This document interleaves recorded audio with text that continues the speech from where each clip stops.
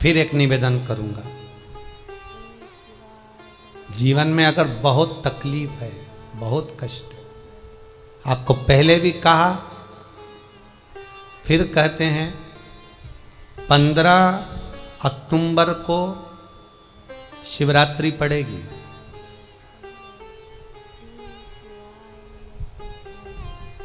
जो माघ महीने में शिवरात्रि पड़ती है उससे भी प्रबल शिवरात्रि 15 अक्टूबर को पड़ेगी।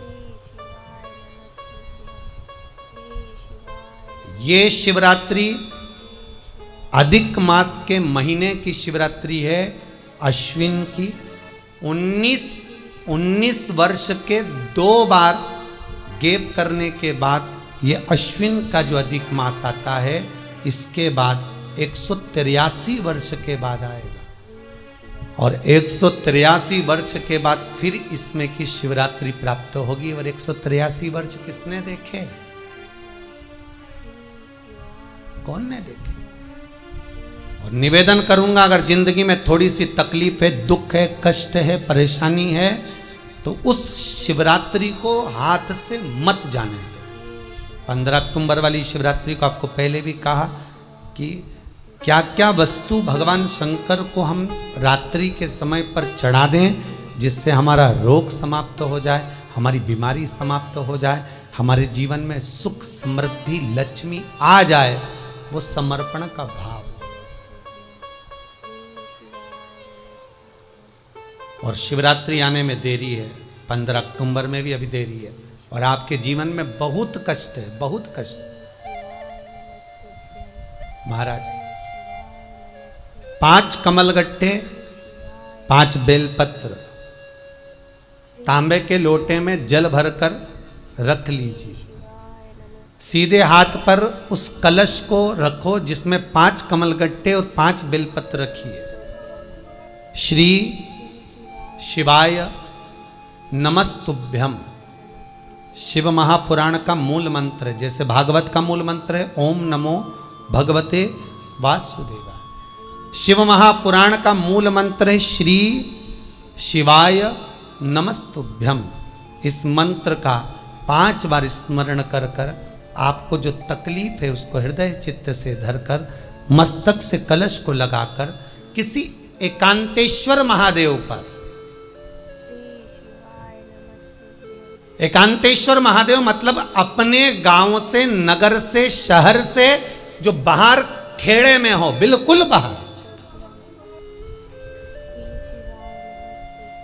जिस शिवलिंग पर कोई पूजन करने ना जाता हो, एकांत में बैठे हो, जंगल में बैठे हो, कहीं किसी वृक्ष के नीचे विराजमान हो, ऐसे एकांतेश्वर महादेव पर अपनी कामना कर कर वो जल समर्पित कर दो। 1 बेलपत्र, 1 कमलगट्टा उठाकर अपने घर पर लेकर आ जाओ। जो तकलीफ बहुत ज़्यादा हो रही है 5 दिन में आपको मालूम पड़ जाएगा, 5 दिन में अंतर आ जाएगा।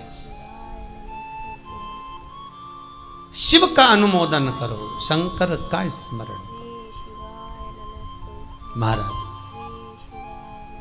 ये अश्विन का जो अधिक मास है 183 वर्ष के बाद वापिस आएगा। योग, ये योग पहले मिल जाता 19 वर्ष में, पर अब मिलेगा 183 वर्ष।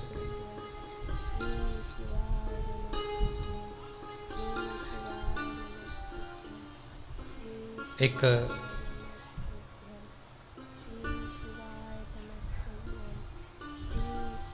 किन्हीं माता जी का एक प्रश्न था, वो ध्यान में नहीं आ रहा है वो कहाँ से थी, कि उन्होंने एक प्रश्न किया था, व्हाट्सएप पर लिखा हुआ आया था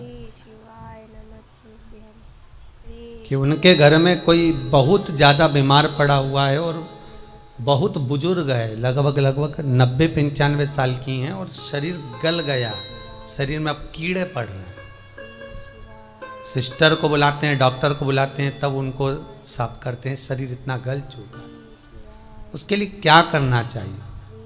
एक निवेदन करूंगा, एक भगोनी में गेहूं रख लीजिए, एक पात्र में गेहूं, जो बहुत बुजुर्ग हो चुकी हैं, कीड़े पड़ रहे हैं शरीर में, आपने एकादशी दे दी, गीता जी करवा दी, पाठ करवा दिया, गौदान करवा दिया, मोक्ष करवा दिया, सब कुछ करवा दिया, तो भी मुक्ति नहीं मिल रही है, तो पात्र में गेहूं रखकर उन माता जी की सीधे हाथ की 3 उंगलियां उस गेहूं में डालकर उनका नाम और गोत्र बोलकर वो गेहूं गाय को खिला दीजिए, पात्र किसी गरीबड़े को, भिक्षुक को दे दीजिए।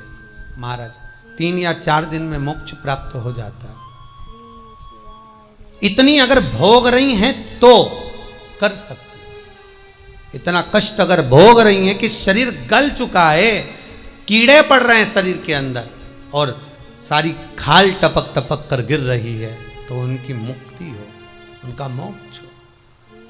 आज माता जी कह रही थी कि हमने गीता जी सुना दी, पाठ कर दिया, सब कुछ कर दिया, गौदान करा दिया, सब करा दिया, पर मुक्ति नहीं।